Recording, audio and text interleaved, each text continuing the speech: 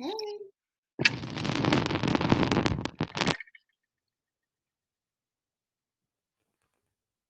Ooh, I love the pink. Hey, hey, hey. I love it. Can you hear me? I can hear you. Okay. Using my ruler. Hey, y'all. Hey, I love it. Oh, I feel like I need a green screen back here to match with this formation on the right side. Yeah, we color popping. The color blocking. Yeah. I feel like we have one energy on this side and then like the bright energy on this other side. We got the cool neutral tones on the left and then the bright popping colors on the right. I love how we all have like a red lip. It's so dope. It's confidence building. You know, you feel in your zone. Yeah. In your zone. I'm rocking the lip bar. I almost put on a red lip, but I was like, oh, it's so early. I'm in LA, so it's 10 o'clock. 57. I was like, it's so early. But hi, ladies. Hey, hey. Let me make sure I have everyone's name correct, okay? So I have Audria, and then it's a Teyren. Teyren, like Karen with the T, yes. Teyren, perfect. And then Adebukola. Adebukola, yeah. Adebukola. Okay, cool. Are you Nigerian? Yeah, Yoruba. Cool. Bawani. Hey. I got a lot of Nigerian friends. Yeah, that's what's up. Excited. That should be good. Oh. You said you can hear me fine? Yes. Okay.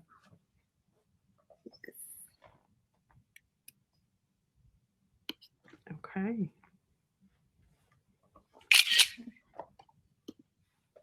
Well, I wasn't ready for that screenshot. Whoever did that screenshot, let's prepare. Right. Thank you. Got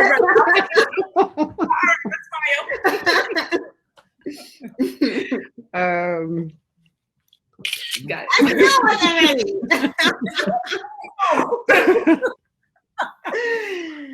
Girl, why you never ready? Stay ready. You ain't got to get ready. Exactly. If only I follow my own advice, though. Yeah. Yes, I'm reading the chat, the general event chat. I'm loving this energy that I'm seeing. I know, so many questions. People are so engaged. It's exciting. I love it. People are really investing in themselves. It just makes me feel so full.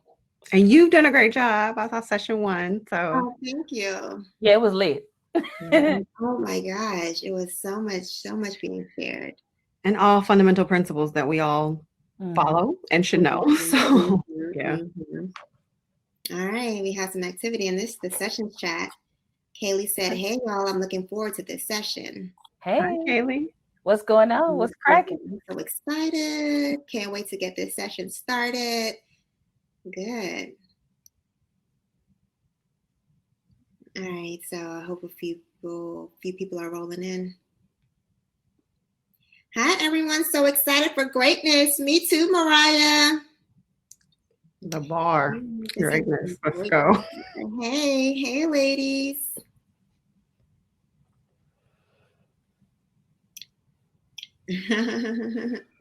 Yes, this is gonna be good. I feel like we just getting started. Come on, backgrounds. Come on, backgrounds. This is so cute. I love the hot pink. See, me and Teyren, we didn't get the memo on our side of the screen. I thought it was limited to Zoom, but Audrey always brings her colors any way, shape, or form. Paper, by the way. Okay. Wow. Yeah. Paper. Yeah. Okay. Is it backdrop paper? Yeah. I love the branding. Love it. Love it. It looks like it's a green screen. It's so vibrant. Yeah. Yep, I can touch it. It's here.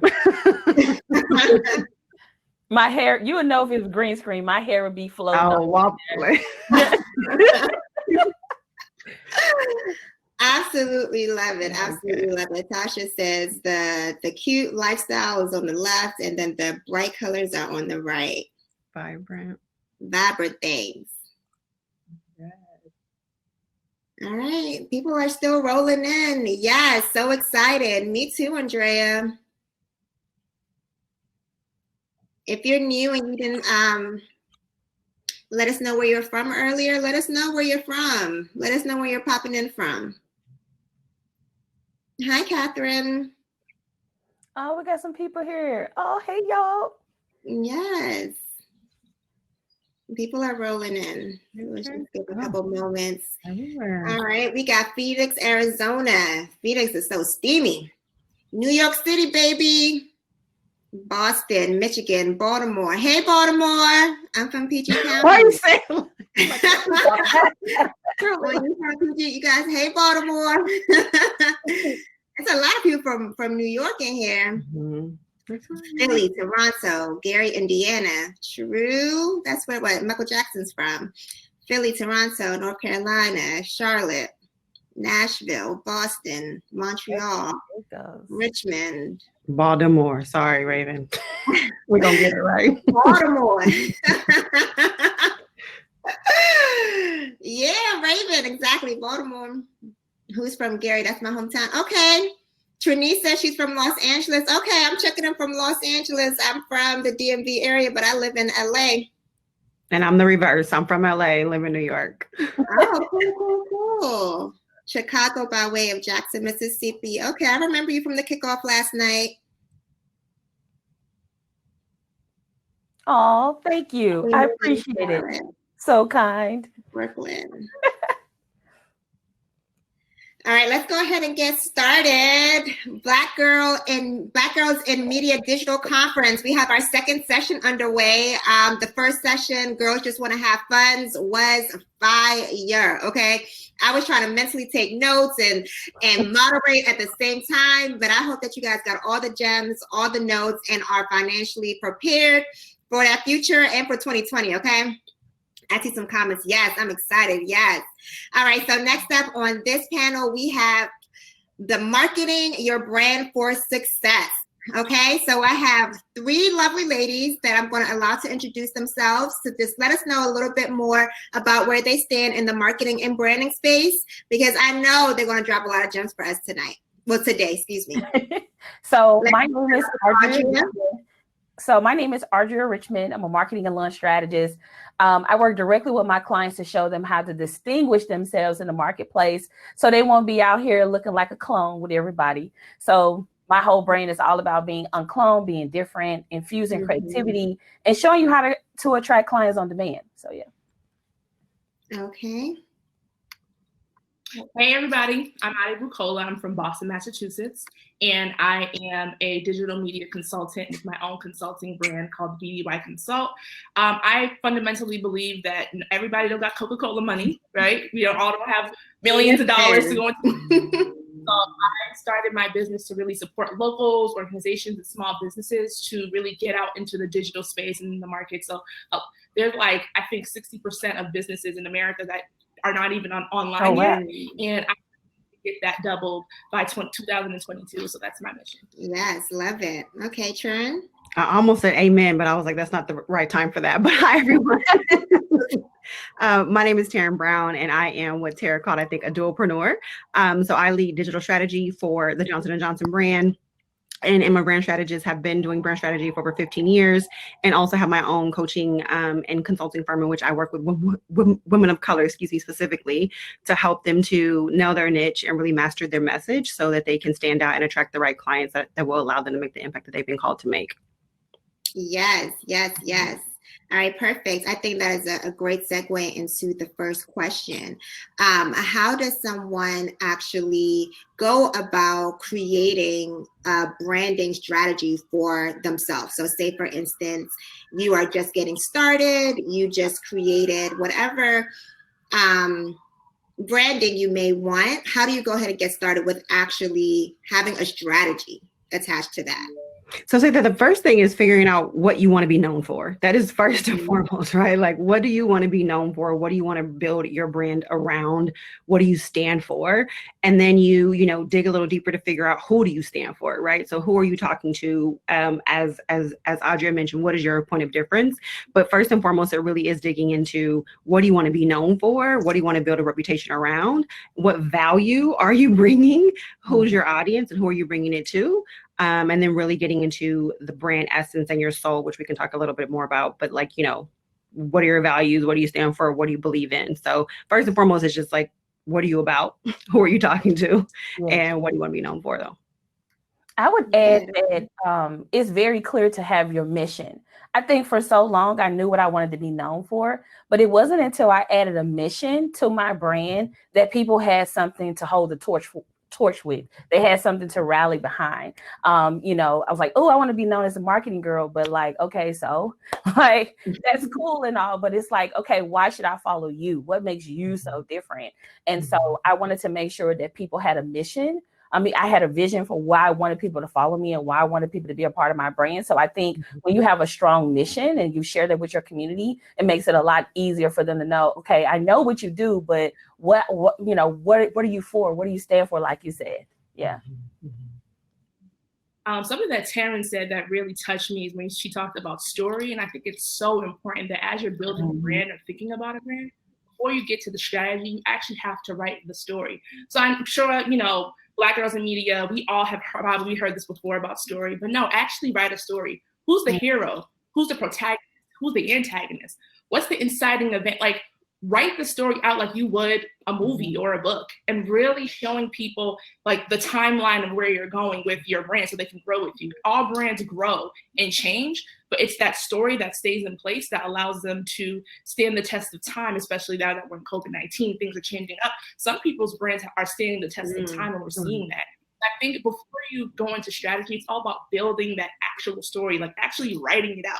People kind of just put it in their heads, but it's like, no, write the story, like literally 2 pages, write the story about your brand, about that here, business that you're about to start. How does it make, the hero in the story feel? What is it changing? Who's the antagonist of this hair brand story? Who's the enemy? You know what I mean? Like, really writing out that story is extremely important before you get to the strategy part of it, because that's when you get into the science of marketing. There's the art, right? There's the fluidity part, and then there's the formulaic part that's very important to do, or you will fail.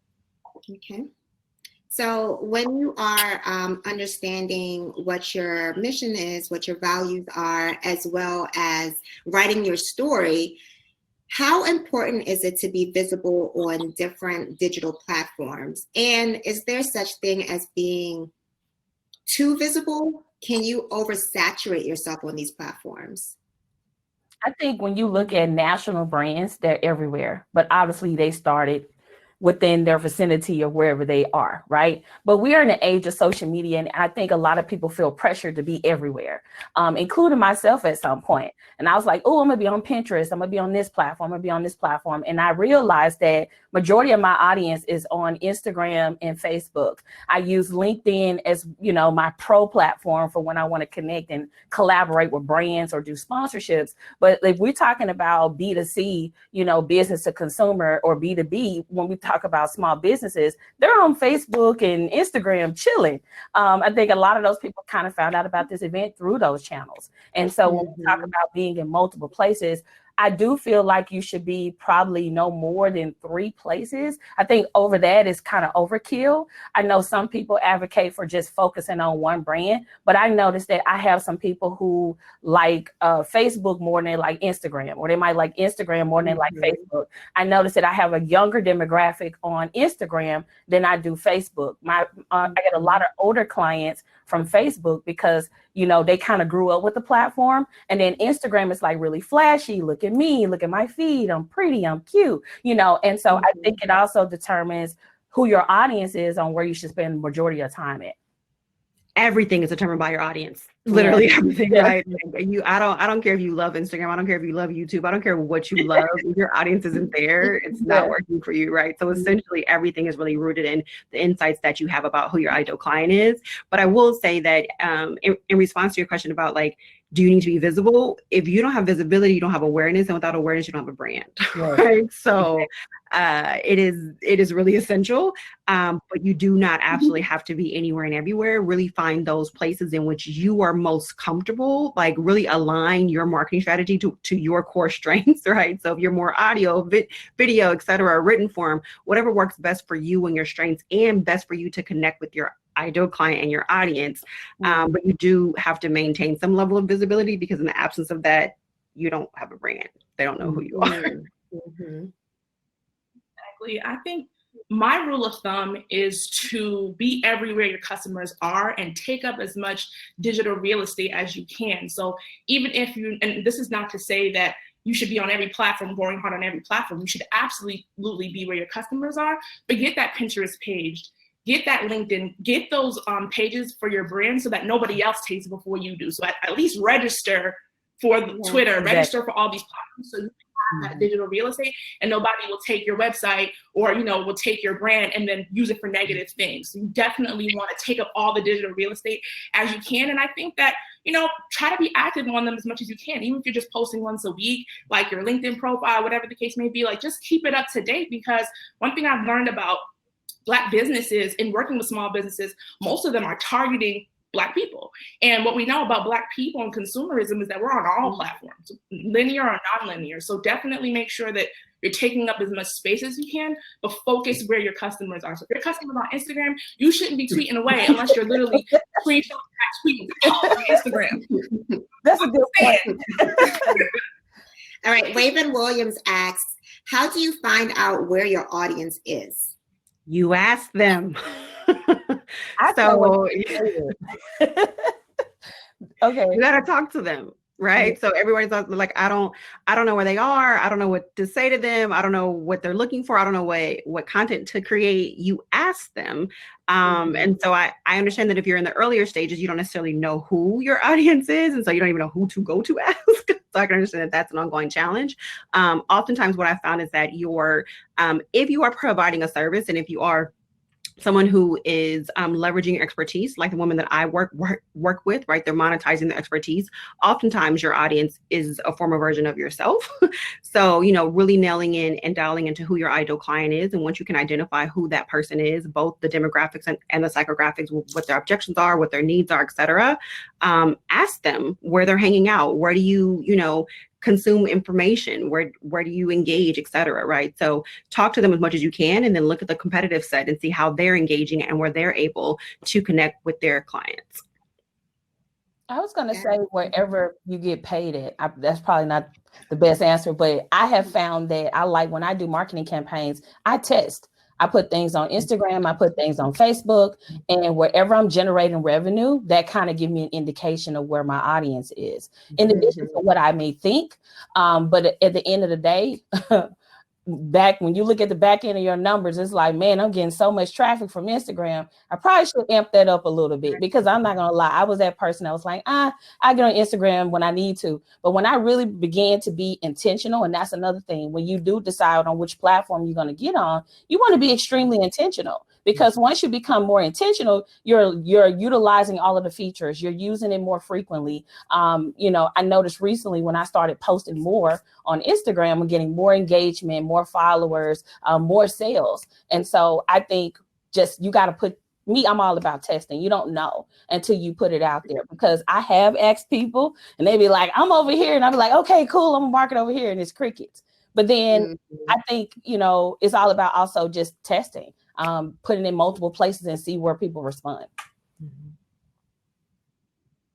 I think another place that I have found customers, at least when I'm working with brands and they're starting out, is to really look at the numbers. So really looking at deep research. And one thing I learned is that all these bigger companies have literally researchers on their team who are literally doing this deep research. I don't got that type of money. My clients don't got that type of money. So they really do. You know what I'm saying? It's like, dang, y'all know everything about us. And remember, as we're online, they're collecting information about us. We do. And right. And Facebook is collecting these things, and they have researchers. So definitely look up, stay in tune with like Facebook reports, Instagram reports, Google reports online about your particular demographic that you're trying to target, and really learn about them and really target them through that learning of the information that they're providing you. Like we know that, like I said, Black women are on all platforms. White women use different platforms. White men use different platforms. Indian people use different platforms. So really do that deep research. Just like Audrey said, through testing when you're posting things, looking at your analytics, but also looking at deep research online that really tells you more about, in depth about, the people that you're striving to target. Okay, so we have something like a platform where Instagram, you have insights if you do have a business page. But Christina asks, what are some tools you use to measure traction so you can determine which platform is best to focus on? So are there any general tools that you can run your data through or connect your accounts through to see, similar to the Instagram businesses where it'll show you where your audience is, perhaps like where your sales are coming from, etc.? Are there any generic general platforms that you guys would recommend? I personally, go ahead. I would say, no, I was going to say, I like to use tools that have analytics. I do not invest in tools unless it have extensive analytic data, period. So when you look at like Facebook and Instagram, they tell you, all you got to do is go on the back end and they'll show you this is the age group of this particular person. Even when you begin to run like Facebook ads or Instagram ads, there's a thing called DMA region. Okay. If you guys search for that in your report, it will tell you down to the city where people are clicking the most, where your conversions came the most, how much you pay per that conversion. So when you're utilizing, you first got to be utilizing marketing tools that actually collect data in order to really track that analytical data. So for me, I use Shopify. It has an extensive back end to see numbers. I'm using Instagram. Instagram has extensive back end information. So I would say a rule of third would be only pick tools where you can get that data. Otherwise, it's not a good tool to use because you don't know what's working. You cannot optimize in the absence of insights, right? So you have to have the insights and the data to optimize. You don't know exactly. You don't know what's working and what's not. Yeah, I use Google Analytics, and I think it's so important when you have a content management system like Wix or Squarespace or Shopify that you make sure that those things are connected to your social platforms, because they'll tell you like, this person came from Instagram, this person came from their desktop, and that really allows you to figure out what best platforms to use. So a lot of my clients, I mean, we're living in a mobile first world anyways, but a lot of my clients, their customers are looking at their content on the mobile platform. So it's very important that their mobile over everything else actually looks just as good as their desktop. So it's really important to like have those platforms. Google Analytics is really, really good. And you can literally add the code from Google Analytics onto your website and it'll ferociously literally collect all of the information, like you said, down to like what device they're using, literally the make of the device, IP address. I mean, that's crazy. That's you down to the device too.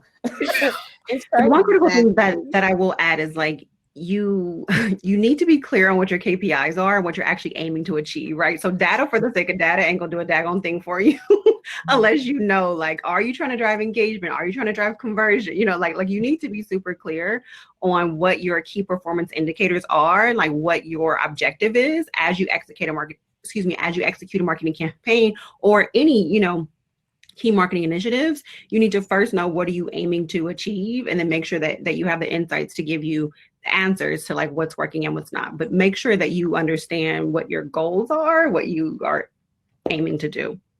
Yes. Great point, Teyren. I think this brings me to our next question. So a lot of us can suffer from being a Jill of all trades, but then end up being a master of none. So Janique asks, if you have an interest in numerous areas, how do you determine what to focus your brand on without being all over the place? It's one of the number one issues people face, right? Which I'm sure we've all seen.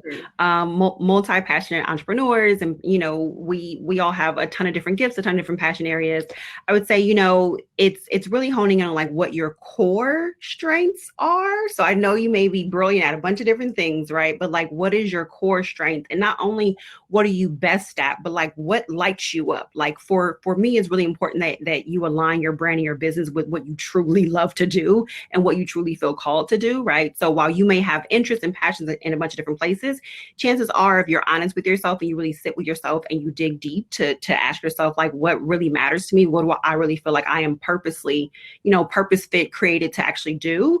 There's usually 1 to 2 key things, right? So it's not only what you're able to add the most value to, but then it's also what audience is going to benefit the most from working with you, right? So while you could work with, you know, truck drivers and moms and like several different audiences, right? Like really honing in on what is the best marriage and the intersection of like your core strengths and what they actually need and who's going to benefit. And oftentimes that will help you to refine further. But I know it's challenging, and being multi-passionate doesn't mean that you can only, build a business in one area, but definitely at the onset, you need to focus and become known for one, narrow in, and then as you get traction, you can build over time and expand over time. Absolutely. I think it's also important to think about where can all of the things that you love intersect. And if you find that intersection, maybe you can go for that. And I just wrote this about this on my brand, Adebukola.com, about the shiny object syndrome. We all have it.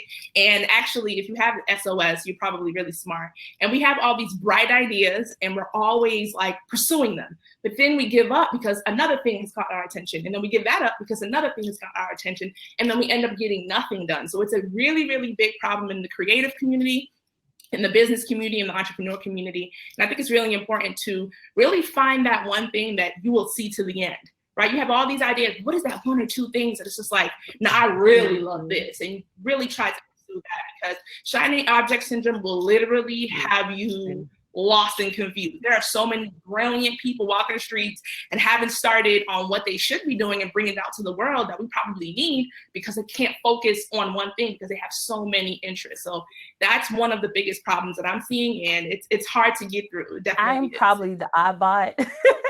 I'm an advocate for the person who has multiple skills, because that's me. But all of my skills are in the similar niche, if that makes sense. So all of my skills are in marketing. So graphic design, well, I guess you could say graphic and art. So graphic design, photography, web design, media buying, all of those skill sets are part of marketing. So like you said, if all of your skills can come together, that makes sense. But I feel like if they can't come together, then you ain't gonna do nothing but confuse yourself and make yourself mad. You're trying to sell socks and barbecue sauce and social media management. And it's like, now you need 3 marketing campaigns, because you're not going to target all of those people with one initiative. So, yeah. Yeah. Great point. And you bring up marketing campaigns. So if someone wants to begin marketing themselves through a campaign, what will be their first steps to build a successful campaign? Y'all want me to go? Y'all good? Audrey, yeah. I was going to say offer development. I think a lot of people don't spend enough time on their product or service. Everybody is ready to hit the pavement and go straight for the money. And I have found that when you take time out to actually develop what you want to sell, your marketing campaign will do way better than what it would do if you're just like, oh, I got this thing, I think it'll do great, let's just throw it out there. So I like to spend a lot of time with my clients on offer development, like what you sell, because it just makes the campaign so much more fun, so much more easier, because you got a product or service that you can rally behind, and you tend to be a little bit more creative on what you want to create with the marketing campaign. Yeah, you absolutely need to be clear on what the benefits are, like what you're actually selling, right? What is the benefit, and how is that adding value, right? So I think a lot of folks quickly jump into marketing because I think that's the sexier thing that everybody wants to do. But like in the absence of getting clear on what your brand is, what your message is, what your point of difference is, what your value is, right? How to position yourself, how to talk about it in a meaningful way that's going to be compelling to your audience. You can spend, thousands of dollars and have all the best marketing tactics, but if you don't have like the core essence of what your message is and how to talk about it in a compelling way, you're not going to get the traction, right? So I would say first and foremost, spend some time being clear on who is your ideal client, what do they need, what is the value that you're bringing, and how to talk about it in a compelling way that's actually going to connect with them and motivate them to take action. Ditto on both of what you both just said. Honestly, I think y'all hit the nail on the head, but I would also add that when you're in business, you're also in the marketing business. So marketing is business. And I think sometimes people forget that key piece. They're like, I'm just going to create this stuff and put it out. And it's just like, no, now you're in marketing, baby. And now you need to, like, at this point, either learn the skills yourself or hire someone on your team or barter services, whatever you can do to get someone on your team to support you. And actually, as you said, developing out and planning. I see a lot of people just putting things together and posting and saying, I want to do this and that. And then we're all confused or don't see it. It's really important to create that strategic plan on how to get your product to market. And remember, keep in mind that when you're starting a business or when you're marketing a product, it's not about you and it's about your audience. If you're selling things that people need, like Now you're getting into like, I have to really empathize with the buyer. I need to show up, right? Marketing is about showing up. When someone goes into Google, when someone goes into Instagram and they're looking for something to buy because they need it, you need to be there so they can get it. That's the whole point of business. It's not about us looking cute or making money. It's like, we're really out here. Audrey, Teyren, we're out here because we want people to get what they're looking for. So it's really, really important to plan and strategize so people can. I love that what you said about showing up. That's so important. I forgot who I was listening to, but I feel like we're in the age of connection. If you don't have a connection with your audience, it ain't hidden. My DMs are loaded with people who feel ignored, not loved, don't feel a part of the communities of people that they're following. And so many influencers are being mean to people. And so we're in the age of, I'm not going to follow you unless you see me. And I'm not going to do business with you unless you hear me. And so I think if we start to double down on connection, we can also, sales become easy. So true. Yeah. And your business is that much more meaningful. And it just, like it lights you up, and it's just a better experience overall. Absolutely. Yeah, great point. I feel like people want to be seen. They want to feel like they can also relate to you. So if you're never really truly engaging with them, they may not feel that sense of connection, right? So I totally agree with that, Audria. So is there a specific timeline for a marketing campaign for it to be effective? Like, should a marketing campaign run for a week, a month, 3 months, or are there variables that would decide? There are 1,001 variables, and it just depends on what you're aiming to achieve, right? So you need to run it long enough to get results, and if nothing else, to get insights and data about why you didn't get results, right? So it can't be that you run something for like 3 days and you're like, oh, it didn't work, right? You need to be consistent, and you need to put in the actual work and allow it time to actually work for you, but then also not let it be weeks and months to where you aren't getting the results and you haven't yet pivoted. So I would just say, like, there's no defined time period. It depends on what the objective is, what the product is, what the price point is, what the audience is. I mean, there's so many factors to consider, but first and foremost, it's just letting things run long enough to get the insights that you need and not being so quick to just throw something away and start over again. Oftentimes, there are just minor tweaks that need to happen. And we get into our head and we start to, self-sabotage and a lot of that mental stuff. And we want to throw everything away. So I would just say, let things run as long as they need to run for you to be able to get traction and see results. I was going to say, for me personally, I feel like you should spend more time on your plan. That's just me. Like, when you get to the marketing phase, I ain't gonna lie, I've been planning my book launch and I spend more time planning that. And now that I'm marketing it, I'm like, oh my God, I'm tired. Because I spent so much time and energy on the plan and making sure the plan was solid and all of that stuff. So me personally, like you said, it depends on your goals, your objectives, but you should at least be working on your plan. I feel like your plan is so important. And I see so many people who, like you said, throw stuff out there and they be like, man, I ain't getting no clients. Like, bro, you planned it for like a week. Like, right. You know what's gonna happen. So yeah. Yeah. I mean, marketing is the long game, unfortunately. I love marketing, but even I'm like, hey, this is gonna take forever. I mean, some companies that we love and adore, it took them 2 decades to get to where they're at. So I do things with my clients in 3 steps. I just like to work in 3, Father, Son, the Holy Spirit. I don't know.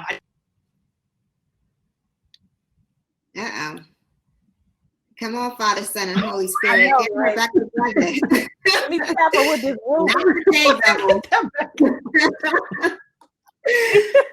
I love it. She's coming back. We'll give her some time to pop back in. Okay. All right. So until she returns, let's just hop into one of the questions that we have in the chat. So Shantane says, I was told to try and build an avatar. Any tips on how to do this and get as specific to my core customer? And also maybe if you guys can touch on what an avatar is for those who may not know. An avatar is essentially just a detailed description of who your ideal client is, right? So you are talking to one person, okay? So it is one individual. You need to have her in your mind, like what she looks like, what she thinks, where she hangs out, what her fears are, what her challenges are, what her goals are, what her ambitions are, etc. And so really, again, as we've all talked a lot about, you really want to make sure that everything you're doing is in service and in alignment with your ideal client. Your avatar is essentially just who your ideal client is. I was going to say, I like to use this thing called target situation. What are they dealing with right now? Because I remember when I first got started, a lot of the marketing gurus were teaching, what's your target audience? Where's she hanging out? What she eats? What magazine she read? I'm like, I have no earthly idea who this imaginary person is, because it requires imagination to an extent, a little bit. And obviously you can go and research and get some data. But for me, I like to use target situation. Like, what is that person actually dealing with right now? And then write your marketing and copy and design your marketing around that particular situation. And those people would obviously raise their hand, especially if you like, hey, I'm targeting women who are dealing with trying to work a 9-to-5 and balance life. Well, you know that situation. You might not know what magazine she read or where she's hanging out, but you know that personal situation more intimately, which makes it a lot easier to market. Hey, y'all, I'm sorry for the interruption. I don't know what's going on. So I heard that interruption. That was funny. But I was talking about the three threes, and I'm sorry about that. And I was just talking about how I work with my clients on a plan, build, launch phase, and people forget how long those phases can be. I mean, those phases can take years. It can take months. It can take days. It takes, and you have to understand that being in marketing, you're in it for the long haul, and really just stick through it, and it'll be worth it. Like Audrey said, she's putting out her book. I'm sure that this has been in the works forever, right? Like, it takes forever to build the content to even make a book. I mean, she's probably been building this for years at this point, right? So everything is in due time. Amen. If it was easy, everyone would have it, right? It all takes time. We have to build that foundation first. Great question from Andrea. She says, can you guys speak on SEO and how important it is? And maybe also what it is?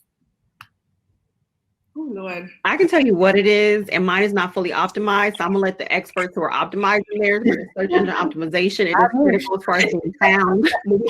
I'm gonna let the people who are actually executing it and not be on the corporate side to talk about the personal business part of it. Yeah.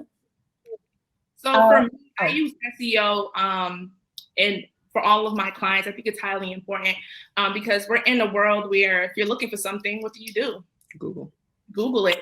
And this is the same thing I was talking about showing up. So SEO is search engine optimization, and basically is how I've worked on it, because SEO is extremely difficult and it's a whole bunch of things. But how I work with it is that I help my clients build content on their websites so that it matches things that people are looking for. So if you're looking for, I don't know, food in the area, you know, all of the food in your area pops up because their website is registered in the city that you're living in, or it has keywords that you put into Google. And SEO works through, there's SEO marketing, and it works basically as you tell Google, okay, listen, I want to show up when these keywords are being typed into Google, and then people bid for that space. So when you look up something on Google, like there's like 5 to 10 things that pop up. Those people most likely paid for that ad space, and Google will only charge you if what someone's looking for matches what you have, right? So you're not going to pop up. You just put in here, your business is not going to pop up. Probably pop up on the 118th page. But if someone's looking for something very, very specific, and you're that specific thing, you will show up at some point in the results page. So it's really important to do SEO marketing if you're trying to scale your business. I usually work with businesses that are trying to scale. That's when you want to get into SEO. But really creating content is how you are more searchable, because the more words you have on your website, the more pictures, the more things, the more when people look for things, the engine optimization will literally connect your website with what people are looking for. So that's kind of how I work with it. It's extremely difficult. It's not easy. It costs a lot of money because Google and Facebook are trifling, and you know they don't advertise their friends. So yeah. Exactly. Yeah, I would add that I have a client who has to use SEO because she can't use advertising. Her business is in the cannabis business as well as the CBD and the sex business, not like escort, but like sex toys. And because of that industry, you can't advertise a lot of those different things. So she has to use SEO and blog and get found for particular keywords. So I'm thinking about it in that capacity too, because every industry can't advertise. And the one thing that I will add is I think that there is the traditional SEO, which is very much so connected to Google and the rankings and largely linked to your website. But I also think that there's like new age SEO, which is, Pinterest and your hashtags on Instagram, right? So essentially it is knowing what you want to be associated with, making sure that folks can find you when they're looking for that information, and making sure that you're creating content that is aligned and is, mapped to the keywords that folks are actually searching for, right? So whether that's on your website, through your blog, through Pinterest, through even Instagram, right? So I think that there's the traditional SEO and then the modern day SEO, which can work really hard for you if done effectively. I like how you put that. That's dope. Modern. That's fly. I'm like, yeah, that's hot. Okay. Yeah. So Teyren, I noticed that on your Instagram, you gave insight on how to know when it's time to rebrand your business. That was very informative. If someone notices some or all of the red flags within their business, what should be their next step? And maybe you can tell us what those red flags also are. Get some notes. Yeah. Uh-oh. So, let us know. Essentially what a rebrand is about alignment, right? So if your brand feels misaligned to who you are, to what you represent, to what you want to say, to who you want to actually connect with, right? Then you should consider a rebrand. And there's a technical lingo terms. It doesn't necessarily have to be a whole brand overhaul and a rebrand, right? But if you're finding that you're not showing up in the way that you would like to, right? So like if folks don't clearly understand, one of the most essential elements of a strong brand is clarity. If people don't clearly understand what you do and why it matters to them, then you probably have, a couple of kinks in your messaging, right? So like, how do you drive more clarity there? If your brand, if you're showing up and you just find that you are parroting and mimicking everything that everybody else is saying, and you can't really figure out what your unique voice is, what your unique message is, what you're really adding to the conversation, then chances are that you need to dig deeper to understand what your brand really is, right? So there are a couple of different places in which you can be misaligned. If you're not seeing that your sales are growing, if you feel like people are unclear about what you actually do, if your visual identity doesn't feel like you, and it's just like not really aligning with like your personal vibe and your personality, because essentially like your brand is you, right? In a lot of instances, your brand is you, especially if you are a service provider. So when you're finding that there's misalignment, it's just time to take a step back, right? So the obvious thing I'm going to tell you is you need to call a brand expert and a strategist, and it's not because that's what I do, but branding is deep soul work. You have to dig really, really deep, and it requires you to look at yourself in a way that most people aren't able to tap into on their own, right? And so like see what's different about you, see what's unique about you, as Audrey talked about, right? Like what are the elements about you that cannot be cloned, right? What are the unique things that you bring to the table, whether it's your vibe or your specific offer or your mechanism or your background, right? And oftentimes like you're so close to it, you don't really see it. So you do oftentimes need someone else who can kind of pull that out of you. So if you are finding that like your brand just doesn't feel right, if you're experiencing brand shame or you like aren't really proud of your message and your visual, like how you're showing up, then you should reach out to an expert to help you, dig into it. Okay. Oh, you want us to speak on that too? Yeah, for a second. You guys have anything to add to that, Audrey? I was going to say sometimes people rebrand too early. Their brand hasn't gotten enough traction. They may have an amazing brand, but enough people haven't seen it or gotten exposed to it, and so they immediately think, "Oh, my business is broken. Let me go rebrand." And they going and spending all of this money, because obviously I used to be on the design and branding side of the things. And people would come to me and be like, "Oh, I want to get a new website." And I'm like, "Why?" "Because I ain't getting no sales." "Well, how do you drive traffic to your website?" "Well, I'm not." "Well, sis, wait a minute. Wait 1 minute. Let's revisit this in about 6 months. Let's get your marketing strategy together. And then let's see, once you get enough people, enough traction, if that is still true, then maybe let's reconsider that. But I think a lot of people rebrand without really understanding why they would rebrand and or doing it prematurely. But it is important I completely agree, but I do want to emphasize that like your brand is so much more than your visuals. And I feel like everybody and a mama has this out as like a meme and an Instagram post, and it's everywhere, right? Like your brand is more than your logo, but it really is more than your visuals, right? And so like oftentimes we get really attached to the physical elements of our brand, but again, your brand is your soul, it's your essence, is what you stand for, it's your message, it's your voice, it's your vibe, right? It's your point of difference. And so if you're feeling insecure and if you're feeling misaligned with that, you should take the time to dig deeper to make sure that you're not a commodity, right? You shouldn't just be talking about products, right? You need to be emotionally connecting, as we talked about, and getting clear on what you're about so that you can align that with who you're talking to.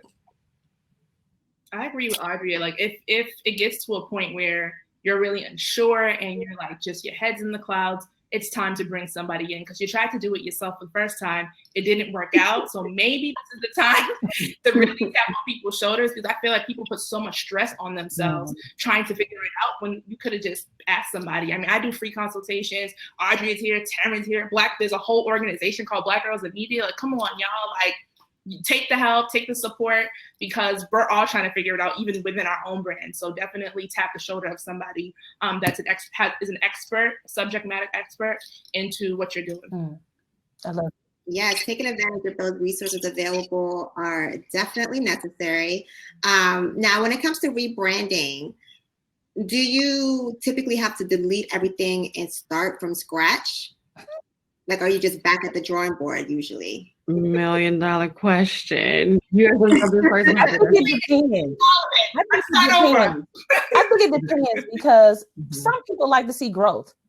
They like to see where you started in that elevation, right? We go back and find the original photos of Google and Apple and like, oh, remember their logo? And so they didn't delete it off the internet. It still exists for a reference point. So I think if you're going to do a strong rebrand and you want to show people that elevation, yes. But if you are going to do a rebrand that's rolled out, hell yeah, you should probably archive some things. But I think, again, it depends on your strategy. Some people, all their stuff is trash. So you need to just completely delete everything. But some people, it ain't that bad. And so easing into it would be good. So yeah.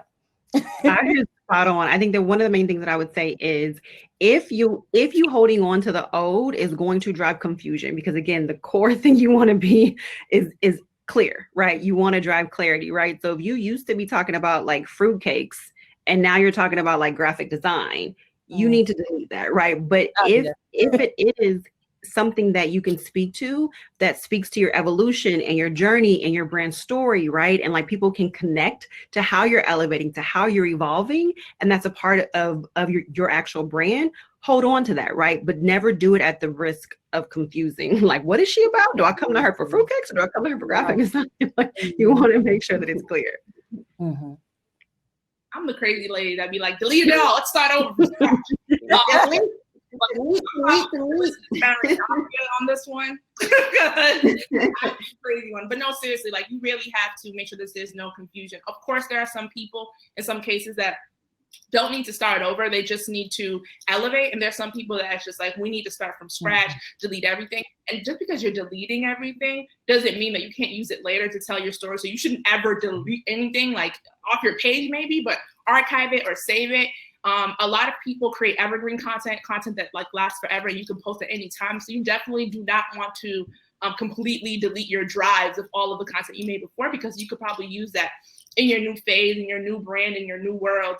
So definitely keep everything that you have, but maybe it shouldn't be on your page, or you could post it later as you're rebranding. Mm-hmm. Yes, great point. I'm going to run over to one of the questions, which I think a lot of people may be able to relate to. So there's a question that says, how do you get out of the algorithm rut?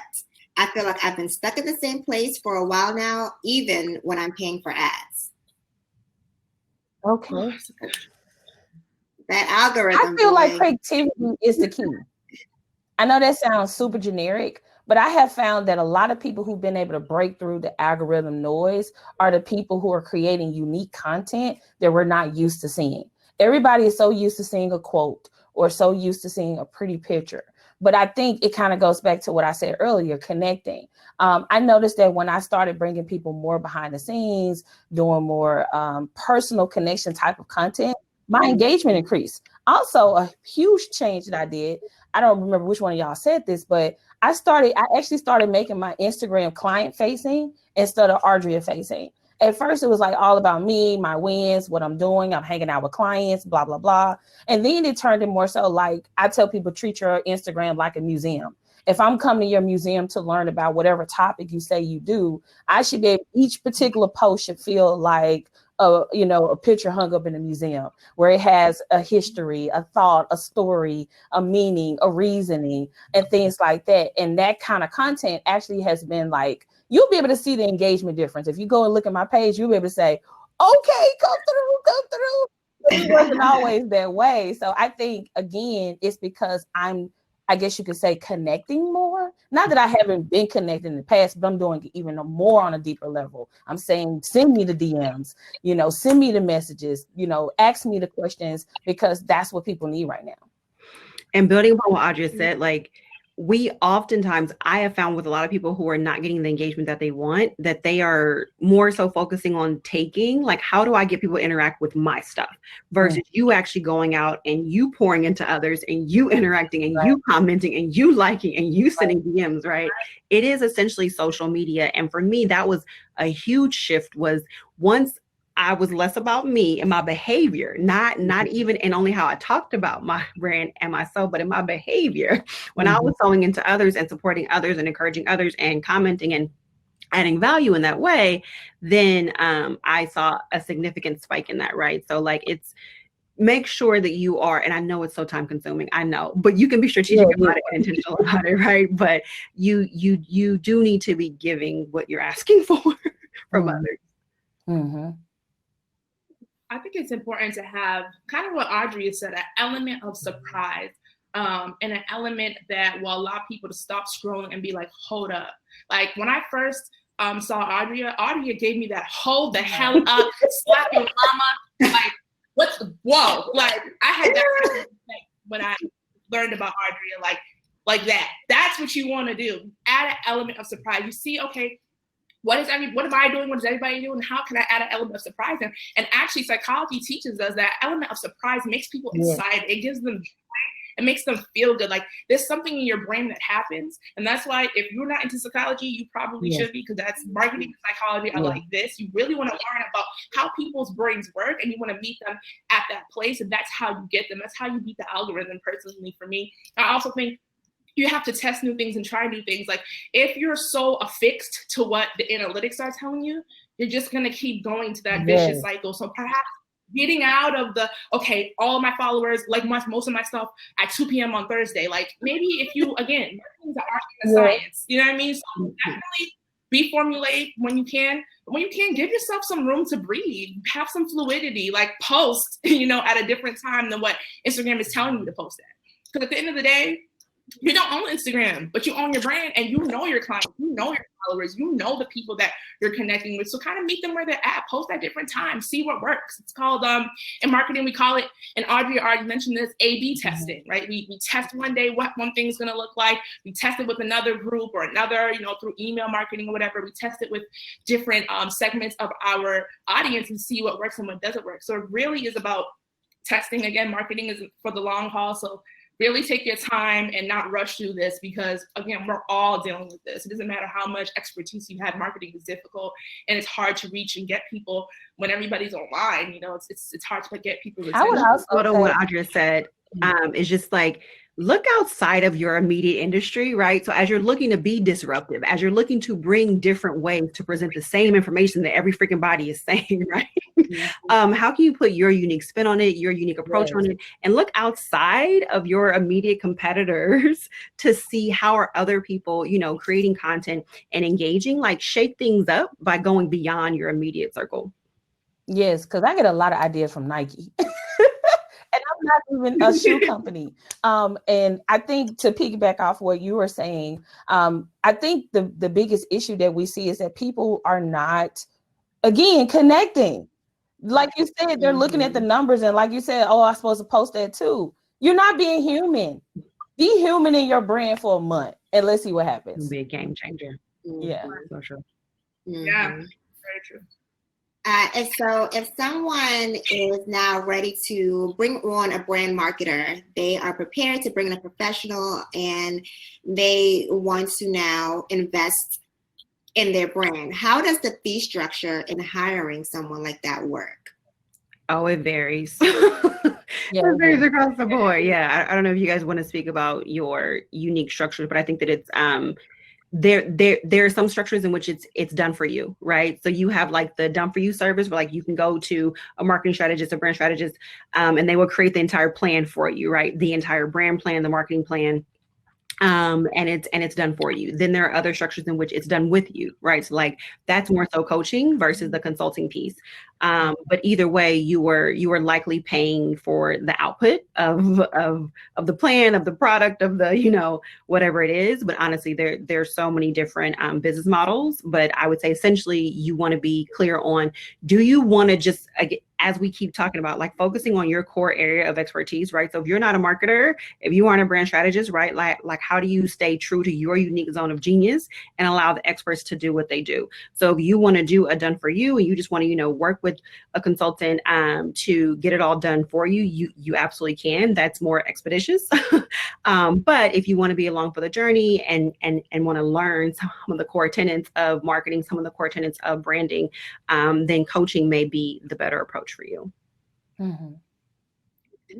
Yeah, my pay structures, I'm a consultancy, and I name myself a consultancy as opposed to an agency because I love to educate. Again, I believe that if you're in business, marketing is your business. So I love to teach people how to kind of do things on their own. Of course, if people like just do it all, I would do that. But I'm all about teaching people. So my budget is my pay focuses on your budget and what you can afford. Again, I work with locals, small organizations, nonprofits, individuals, whatever the case may be. So I try to stick with people's budget and support them because, again, I just feel like people don't have millions of dollars to put into marketing, but they have great ideas and, they're deserving of support. And so my pay structure is really, really different from other people's. I work with people where they're at and teach them so that they no longer need me. And I work with my clients within intervals of 30, 60, 90 days.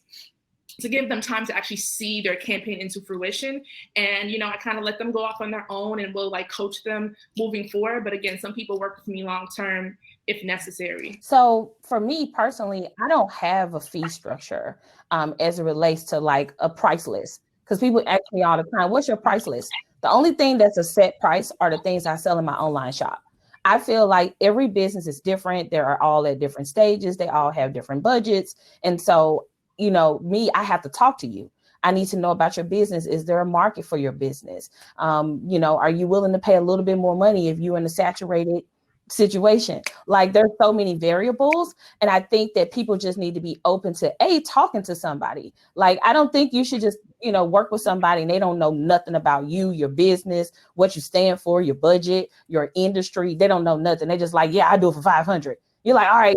And now you into this, now on social media weeks later, they took my money and like you should find someone that is open to hearing you first and making sure that both of you all resonate with each other. Because if this person is going to be an intricate part of your marketing efforts, you want to make sure it's solid. So I don't have a price list. I just like to talk to people. And after that, we can collaborate on what that looks like. I'm also a very collaborative person. I don't do nothing for my clients like a DIY, do it for you. I don't offer no done for you services. We work together collaboratively. And if that's not something what you want, I'm not your person. Love it. Love it. Okay. We're running short on time. So first I want to make sure all the panelists, please drop your social media handles and websites within the chat so everyone can be aware of that. And just one final question to wrap things up. What takeaway can everyone apply starting today to their business or brand as far as marketing goes? Watch my IGTV. I got tons of free videos. got Yes, the I free love it. videos. I think you need to be, again, clear on what you sell, what you offer, and what's your mission and vision. Because right now, people want to rally behind something that they resonate with. And I think that's a term that a lot of people should study, is resonate and connection. Yeah. Okay. I mentioned this at first, and I would really love to see anyone who wants to. I'll put my email in the chat. Please email me your brand story. I love to read people's stories and see what their story is about. Like literally write it as a story. Like once upon a time, like really write out that story like you're reading it to a child. And let's talk. Let's talk about how we can help you build your brand. I'm happy to do a free consultation for anybody. And again, I'll put my information in the chat. Yeah, and I will echo, quite frankly, because you guys are absolutely spot on. I think that there is a strong hesitation to admit that you need help or to reach out for help. And I continue to be kind of amazed by it because, yeah, people are just hesitant to have a conversation. So I would just say, don't hesitate to reach out to have the conversation, to get expert guidance, to ask for help, and to just get in front of someone who can take you along for the journey. Again, brand work is soul work, and it takes a lot of introspection and a lot of intention. And so, we just encourage you to be open to needing help and not feeling like that undersells you in any way, shape, or form. Yes, I love it. All right. So remind us exactly of what you all do so people in the chat can know exactly how they can reach out and utilize your services. Let's go back clockwork. Okay. So Yeah. I'm a marketing and launch strategist. I teach my clients marketing. You can find me online at Audrey Richmond. And I have a new book that's coming out called Unclone Marketing, How to Challenge the Norms with Profitable Marketing Campaigns. And in the book, I spill the beans on how to create profitable marketing campaigns from a background of I didn't go to school for marketing. I'm completely self-taught. And so if you were looking for a real world, like straight in your face, no chaser approach, you'll like my book. Can't wait. Yeah. Hey everyone, I'm Adebukola, again from Boston, Massachusetts, and I am a digital media consultant with BDY Consult. We support small businesses, entrepreneurs, and locals on their digital strategies and to get them online. So you could find me at bdyconsult@gmail.com. I also have a media platform called adebukola.com, where we, again, teach digital marketing skills to entrepreneurs and educators and anybody who wants to learn. And, check out our content. We just put out a State of Creativity 2020 kind of report, and we'd love for y'all to check that out. I think creativity and content-based marketing is kind of the era that we're in now, and I think everybody should be focused on that. I love it too. And so we really are a trifecta, right? Because you have marketing, you have digital strategy, and then I'm the brand strategist, right? So I help you to develop your brand strategy, essentially, like what is your message? What are you about? Who's your niche? Who are you talking to? And how can you differentiate yourself in a meaningful way? So I am Teyren Brown Coaching. I'm Teyren Brown everywhere, LinkedIn, Facebook, Instagram, anywhere and everywhere. And the other thing that is unique about me, which I mentioned at the upfront, is I am a dualpreneur. So I do have a corporate career, Fortune 20 company where I work with top brands and lead brand strategy and have for over 10 years. So I very much so understand, media, agency, all of everything connected to brand management and brand building. So happy to talk to you about, how to get into the industry. I do have an MBA. I'm a little more traditional in that way. Went to Cornell. So yeah, happy to talk to you about how to build your own personal brand, but then also how to break through on the corporate side as well. Yeah. I definitely want to shout out all of the students. I'm also in grad school too. I'm not in MBA but I am getting my master's in digital media management just to get a little bit more of the traditional education. So shout out to all the grad students in here, the class of 2020. I'm also part of the class of 2020. Thank you. Congratulations to everyone who's graduating this year, and we really appreciate y'all for tuning in.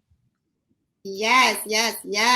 Congratulations. Like really, 2020, or everyone that's in school, I know it is not an easy feat. So shout out to y'all. Seriously, let's just get through some of the notes. We do have 15 more minutes before we get DJ Mickey on the ones and twos. So let's see. Ooh, we have someone that is a lifestyle writer focusing on communication in sex and relationships. Okay, I personally would love to connect with you. Let's see. Okay, Tanisha wants you to be her mentor, Audrey. Hey, hit me up. Hit me up. You got to be ready to work. You got to be ready to work. Yes, I love to see it. Love the fellowship. All right, what else do we have here? I need Audrey as my business coach. I love Someone was work. asking, do you ladies mind if we slide in your DMs or prefer emails? For me, it's either, but DMs always work. I love DMs. That voice message is life. Yeah. I be hitting love. Hello. All right, so at 3:15, once the DJ comes on, there will be a giveaway. Okay, we're going to give away one of Audria's books. So that's going to be exciting. Make sure that you're there. There will be sponsors, giveaways, and there's going to be a lot of tunes. So get ready to dance, have fun, network, and connect as you've been doing. Let's see. Congrats, class of 2020. Adebukola, there's a question. What did you say that you were getting your master's in? Getting my master's in digital media management from Northeastern University. Lovely, lovely, lovely, lovely. Love to hear it. Yamarisi said, just go ahead and slide in my DM, girl.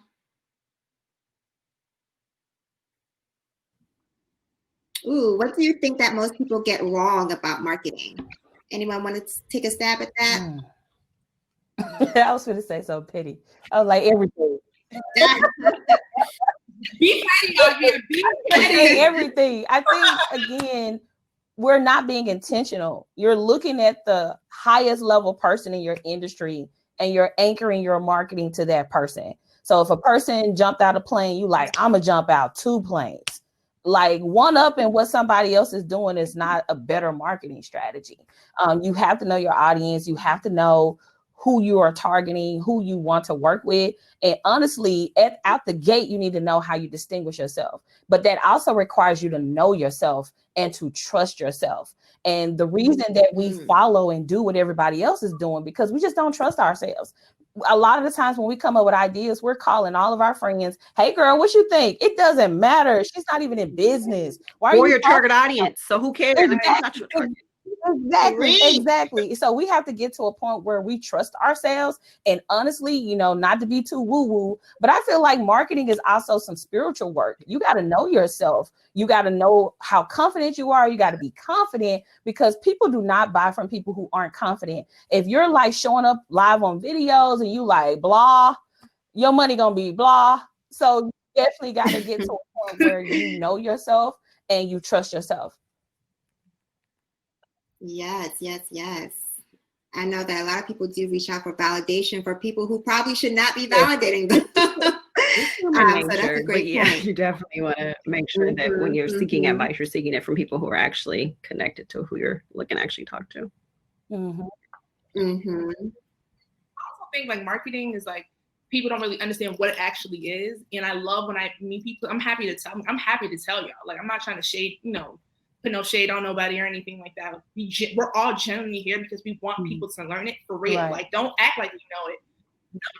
And I think marketing runs the gamut of a lot of things. There's brand marketing, there's SEO marketing, there's all types of marketing, and we're all doing different types of marketing. Like, you can be, who you are, you can mix what you really like into marketing and make it work for you. So I think it's really important that people really learn what marketing is and where they fit into that spectrum. I mean, PR, branding, branded content. I mean, branded content is its whole thing on its own. So definitely, you have to know what it is. I know our time, but one quick ad is just like not focusing on features, but focusing on the benefits and making sure that you truly understand the value that you're bringing, right? So like, you would think that like your message is super strong, but you're not elevating the things that are most meaningful to your ideal client. You aren't effectively communicating value. You don't understand what she actually wants and what she, what's going to make her take action. And so oftentimes I find that people focus on features versus the actual transformative benefits that's going to get people to want to open their pocketbook.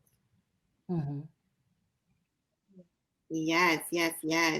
That is important. Really quickly, there's a question. I think this will be really good for Audria and Adebukola. And that is, are there any real differences between having a degree or not having a degree in the media industry? Oh, wow.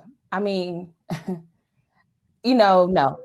I think that's the best answer. No, I think all of it really boils down to experience. Whether you have a degree or not, it's all about experience. And it's been plenty of times where I went to apply for a job and it was like MBA required. I didn't have it and I still got the job because of my experience and me being able to show case study after case study after case study. So I think if you're going to focus on something, focus on a body of work and an extensive portfolio that shows the multifaceted aspect of you. Because at the end of the day, when somebody say, hey, Audrey, I want to work with you, I got a degree. A lot of the times I don't care. I want to know what kind of experience do you have? What kind of, what have you actually done in the field? To me, that's more important than, having a degree. That's just me, obviously, because on the end, I'm on. I think for me, y'all want me to be completely honest? Like, really let's hear it. Because I just want to know what white folks know. Like, what is so different? Like, what is it like so different from like what I already know? And it's different. But I also got a full scholarship as an MOK fellow to get the degree. The reason why I went is because it's free, and I fundamentally believe that all Black people in America deserve a free education all the way to their doctorate. That's a whole nother conversation, but I'm only here because it's free. And I'm very blessed and honored to walk in the footsteps of Dr. Martin Luther King and be able to obtain this degree. Education is really important, but I don't think that in marketing, degrees don't matter. Like, nobody cares. Like, they really don't. Like, it doesn't matter if you it just doesn't. Nobody cares about how many degrees you have. It doesn't make you smarter than anybody else. What experience do you bring to the table? What work have you done? And what results did you get from it? Right? It's not just about the work. You can have worked all your life, but what are the results? Everybody works. If that's I'm saying, like, everybody. Like, what are the results that you have been able to bring to the table to make a difference in a company, in a business, in a project? So you don't worry about, like, if you haven't worked for a big company, that it's okay, but what work have you done and what results did you get from it? That's the most important, and that's what they're teaching me in the school. So that's interesting. You don't really need this degree, but since you're here. Yes, amazing. Get that free education. Love to see it. So as a reminder, just in a few moments, in 3:15, there's going to be lunch. You're going to have your DJ, sponsors, and giveaways. I am looking forward to Audria's books, and I know that's going to be a giveaway during that lunch session. And then following that, if you look to the left side of your screen at the very bottom, you see a little icon for networking. There will be a brief networking. Your network is your net worth breakout session. So you can head over there from 4:15 to 4:30, and then following that, there'll be a content and business creation 101 panel, which is going to be really, really good, and that's going to start at 4:30. I just want to circle back really quickly within the last 6 minutes. Adebukola, you had mentioned that a lot of people want to market their stuff, but they don't even know what marketing is. So there's a great question that Lauren has asked, and she says, can you explain in simple terms the difference between branding and marketing? Branding is a good question. Branding is who you are and the story of who you are. And marketing is the awareness of who you are. And publishing is the publications of who you are, like being on different platforms. And that's pretty much it. Like, branding and marketing are two different things. Branding is who you are. It's the story you tell. It's the color palettes. It's everything you use to express who you are. And marketing is about making people aware of that. Now, when you get into advertising, that's all about sales. Marketing is about sales too. I mean, they're all under the umbrella of marketing. But advertising is about, all right, now that we know who you are and we're aware of who you are, how can you make money from this? You know what I mean? So that's the difference, the very simple difference.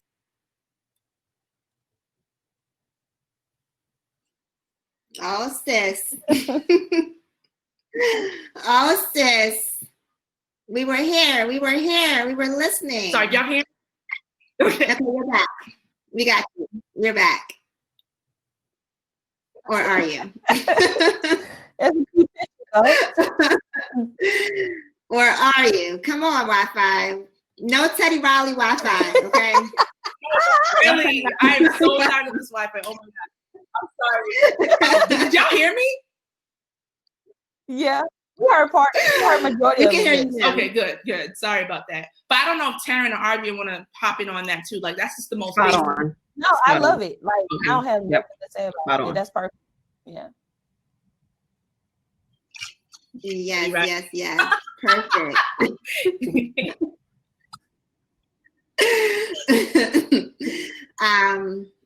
Oh, absolutely, Shantane. We'll definitely reach out to you. Someone said frozen or not, that definitely helped me. So you are providing gems. You are being a blessing to people, whether you're frozen or not, girl. I love it. Someone said, thank you. Thank you, ladies, so much. This has been very insightful. May God bless you in all your businesses and personal endeavors. Love to see it. Thank you all for coming and investing in yourself.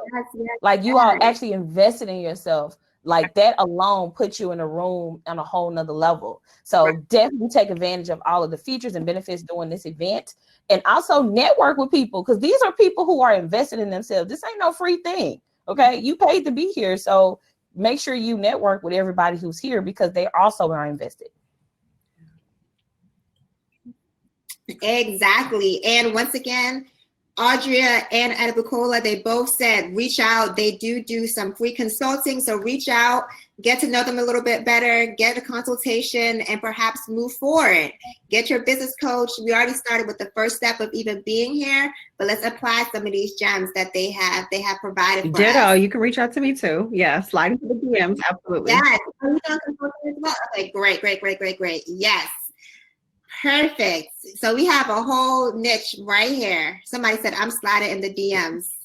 It's about to go down in the DMs, y'all. Be prepared. Be engaged. Like Audrey said, when people reach out. So I hope y'all are prepared. Adebukola, your website is beautiful, by the way. Someone said, love this panel. Thank you so much, ladies. There is so much appreciation and gratitude within this panel. All of these gems. Thank you for pouring into us. We appreciate it. Someone learned plenty. Yes, I'm loving this. Audrey's book is Uncloned Marketing, How to Challenge the Norms with Profitable Marketing Campaigns. It's currently on pre-order, but there will definitely be some giveaways in the next few minutes during lunch, along with some sponsors and some music by DJ Mickey. I would also like to add that my book is on pre-order through May 31st. After that, you're going to have to wait and get it on Amazon. But if you want me to autograph it and you want to be a part of a big event we're doing on June 26th, I highly recommend that you pre-order it now to be a part of that. Audrey, and where's the event? Tell us more about the event. The event? Okay, I'm going to tell it here first. Yeah. Okay, it's supposed to be a surprise. Let me just go ahead and tell the people. So the event is going to be a shipping party. We're basically going to do a live stream of us packing and shipping all of the books that were pre-ordered. So we have over 250 plus books that has been purchased that we're going to be doing live Q&A. We're going to be doing huge giveaways. Like it's going to be a whole big thing. It's like the pre-book signing. It's going to be so much fun. Audrey, what's in the box? Yes. I keep seeing the uncloned box. What is the box? Does it come in the box? Mystery box? Yeah, here we go. Yeah. You better stay ready.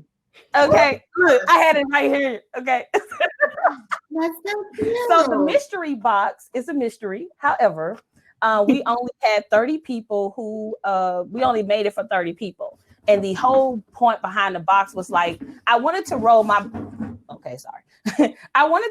book out differently. I didn't just want to say, I got a book, go buy it. Like I wanted people to pick unique experiences working with me. And that was just one of the 6 experiences that we have. So if y'all head over to my site, you'll be able to see all 6 experiences, but those sold out in like 9 days and they were $500 each. And people really don't even know what's coming with it. There are some classes that's going to come with it, but the rest of the things that's in the box, they're like, I don't know. I just want it because I know it's going to be lit. So the strength of a brand. there you go. Exactly. Create an element of surprise, which is like genius. Love it. Yes. Well, thank you, beautiful ladies, so much. The DJ should be getting started now. If you guys want to head over to the stage, and then at a little wave. At 4:15, you can hop into the networking tab just to get to know each other a little bit more, because you can network your way to your net worth. And at 4:30, we'll have the Content 101 panel. So once again, I'm Yanni. I could be found on Instagram at Yanni Talks TV. And I had such a good time learning from you beautiful ladies. Thank you. Bye. Bye. Bye.